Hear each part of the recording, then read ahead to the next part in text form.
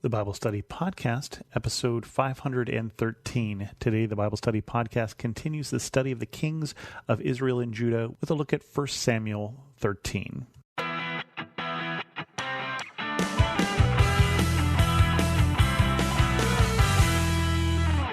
Welcome to the Bible Study Podcast. I'm your host, Chris Christensen. We are skipping over 1 Samuel 12. I told you we would last week. I am true to my word. It is not so much about the kings as it is about Samuel, which is only fair because this is one of two books in the Bible with his name, but different from what we're focusing on right now, and it is Samuel's farewell speech.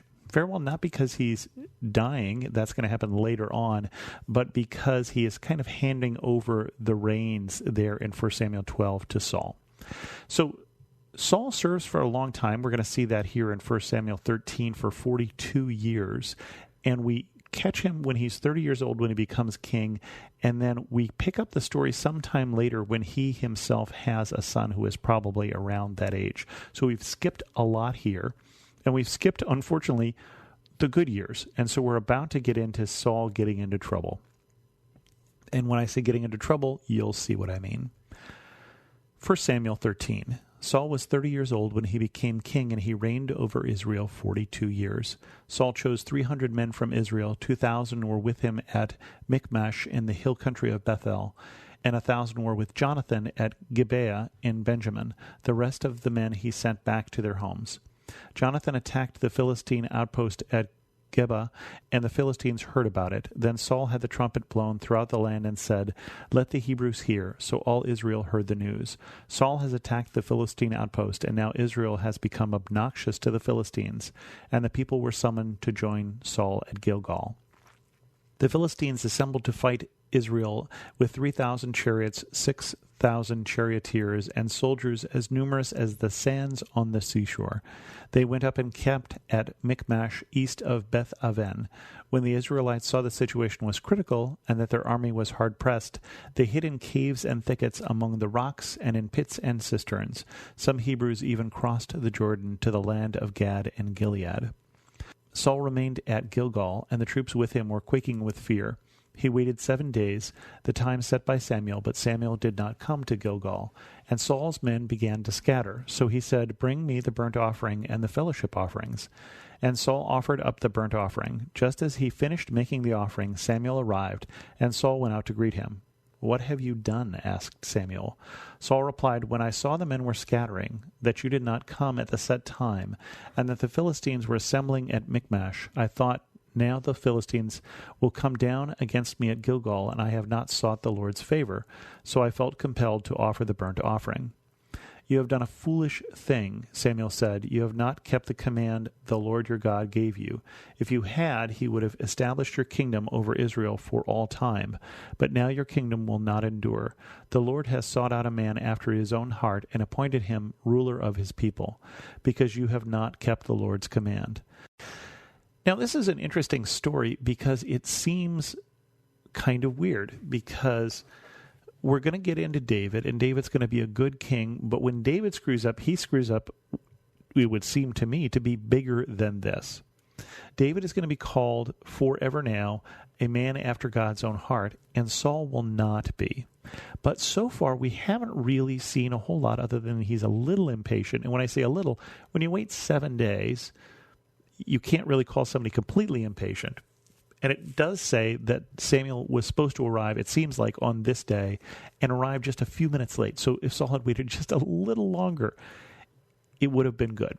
But he then takes on the role of priest, which is not a role that is given to him, and does the sacrifice. Now, David will get in trouble later on because he eats the food that is left over for the priests, and that is okay, but this is not. And it seems a little arbitrary. Now, we're going to see more about Saul's heart later, and more about Saul and his choices later. So this is the first little glimpse we get that things are not right between Saul and God. And all he does, offering the burnt offering is a big deal because he's not a priest, but it seems kind of odd. It seems kind of odd that suddenly Samuel is telling him, that's it, your lineage will not reign in Israel, and God's going to find somebody else. And so far, all we've got is Saul being generally a good king, a lot of silent years, and then this. But this is apparently important to God. Or maybe God sees something in Samuel that the rest of us haven't seen yet. Let's hold that thought until we see something else here. Starting in the verse 23 of this chapter and then continuing on to the next chapter is an interesting episode. And I'm not going to read the whole thing because it has to do with Jonathan, the son of Saul, rather than Saul himself. But Jonathan, who is a good man and who is a faithful man, interestingly enough, because God is choosing not to give him the kingship, right? Yet Jonathan does nothing of his own to make that a problem. Jonathan is not the problem. And so Jonathan and his armor bearer go up when everybody else is afraid and they're falling away. And they basically say, we're going to go on this hill, we're going to see the Philistines, and we're going to say, if they say, stay where you are, we're going to come to you, we're not going to go. But if they say, come to us, we're going to take that as a sign, and we're going to go to them. And they say, come to you, and so Jonathan goes and they fight. And Jonathan and his men cross over and they kill 20 of the Philistines. And so suddenly panic strikes the whole Philistine army. Those in the outposts and the raiding parties, and the ground shook because it was a panic sent from God. So all of this started with Jonathan and his armor bearer, who were faithful to God. Jonathan says in verse 6, perhaps the Lord will act on our behalf. Nothing can hinder the Lord from saving, whether by many or by few. And so he knows that God is going to bring the victory, not their strength of arms. And so maybe the two of them can do something. And so the two of them do. They start this rout, basically, and now God adds to the rout. He shakes the ground. The Philistines are running. And Saul says, muster the forces, see who has left. When they did, they find that armor-bearer and Jonathan are not there. They say, bring the ark of God. And they march into battle. Now, they march into battle in the total confusion that the Philistines are in. The Philistines are striking with each other with swords. And then it says, the Hebrews who had previously been with the Philistines and had gone up with their camp and went over to the Israelites who were with Saul and Jonathan. When all the Israelites who had hidden in the hill country heard the Philistines were on the run, they joined the battle in hot pursuit.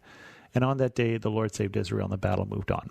So the interesting thing about that story is that is a story about the faithfulness of Jonathan. Jonathan, who will not become king, and he won't become king because of Saul. Again, because of Saul, not because of Jonathan. There's another story about Saul makes this rather rash decision that anybody who eats before we defeat these people is going to be put to death, not knowing that his son hasn't heard the news, and eats some honey because it gives him energy because he's tired from all this fighting. So it's a rash decision. But basically the people keep him from killing Jonathan, which he was going to do because he had sworn this thing, which he probably shouldn't have. It was rash. So, but finally get to 1 Samuel 15. The Lord rejects Saul as king. Samuel said to Saul, I am the one the Lord sent to anoint you as king, so listen to the message from the Lord. This is what the Lord Almighty says. I will punish the Amalekites for what they did to Israel when they waylaid them as they came up out of Egypt. Now go attack the Amalekites and totally destroy all that belongs to them. Do not spare them. Put to death men and women and children and infants, cattle and sheep, camel and donkeys. So Saul summoned the men and mustered them at Telaim, 200,000 foot soldiers and 10,000 from Judah. Saul went to the city of Amalek and set an ambush in the ravine. Then he said to the Kenites, go away and leave the Amalekites, so that I do not destroy you along with them, for you showed kindness to all the Israelites when they came out of Egypt. So the Kenites moved away from the Amalekites. Then Saul attacked the Amalekites all the way from Havilah to Shur, near the eastern border of Egypt. He took Agag, king of the Amalekites, alive, and all his people he totally destroyed with the sword. But Saul and the army spared Agag and the best of the sheep and the cattle, the fat calves and lambs, everything that was good. These they were unwilling to destroy completely, but everything that was despised and weak they totally destroyed. Then the word of the Lord came to Samuel, I regret that I have made Saul king, because he has turned away from me and has not carried out my instructions. Saul was angry, and he cried out to the Lord all night. Early in the morning Samuel got up and went to meet Saul, but he was told, Saul has gone to Carmel. There he has set up a monument in his own honor and has turned and gone down to Gilgal. When Samuel reached him, Saul said, the Lord bless you. I have carried out the Lord's instructions. But Samuel said, what then is this bleating of sheep in my ears? What is this lowing of cattle that I hear? Saul answered, "The soldiers brought them from the Amalekites. They spared the best of the sheep and cattle to sacrifice them to the Lord your God, but we totally destroyed the rest." "Enough," Samuel said to Saul. "Let me tell you what the Lord said to me last night." "Tell me," Saul replied. Samuel said, "Although you were once small in your own eyes, did you not become the head of the tribe of Israel? The Lord appointed you king over Israel, and he sent you on a mission, saying, 'Go and completely destroy those wicked people, the Amalekites, wage war against them until you have wiped them out.' Why did you not obey the Lord? Why did you pounce on the plunder and do evil in the eyes of the Lord?" "But I did obey the Lord," Saul said. "I went on a mission for the Lord assigned me. I completely destroyed the Amalekites and brought back Agag their king. The soldiers took sheep and cattle from the plunder, the best of what was devoted to God, in order to sacrifice them to the Lord your God at Gilgal." And Samuel replied, "Does the Lord delight in burnt offerings and sacrifices as much as in obeying the Lord? To obey is better than sacrifice, and to heed is better than the fat of rams. For rebellion is like the sin of divination, and arrogance like the evil of idolatry. Because you have rejected the word of the Lord, he has rejected you as king." Saul did not obey the word of the Lord, and he had a great cover story here. We did this all so that we could sacrifice them. Maybe true, may not be true, but it wasn't what he was asked to do. And it seems like it probably even wasn't what he intended, as if he could pull one over on God. And that was the problem with Saul. The problem with Saul was that he was half-hearted, that he followed God sometimes very successfully and sometimes not. He doesn't even take responsibility. It's what the soldiers did. It's not what I did. The leader has to take responsibility, and Saul does not. Saul thinks, or says at least, that he has totally carried out the Lord's instructions. But God is not fooled by us. God understood what was in the heart of Saul even before it was obvious to everyone. Because it'll go downhill from here, but at this point, Samuel turns to leave. Saul catches him by the hem of his robe, and it tore. And Samuel says, "The Lord has torn the kingdom of Israel from you today, and has given it to one of your neighbors, to one better than you.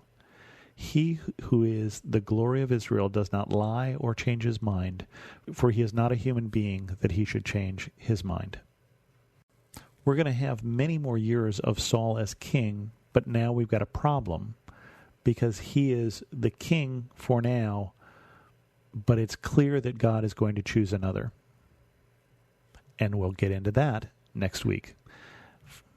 With that, we're going to end this episode of the Bible Study Podcast. If you have any questions, send an email to host@thebiblestudypodcast.com, or better yet, leave a comment on this episode at thebiblestudypodcast.com. And thanks so much for listening.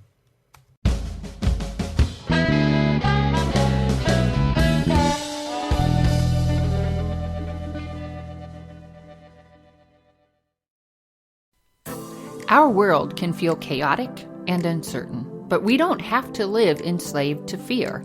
Christ has promised me and you his peace, and throughout Scripture has provided powerful tools and practical steps to help us experience greater freedom. I'm Jennifer Slattery, lead host of the Faith Over Fear podcast, inviting you to join me and my team as together we learn how to starve our fears and feed our faith. Subscribe at lifeaudio.com or wherever you access podcast content.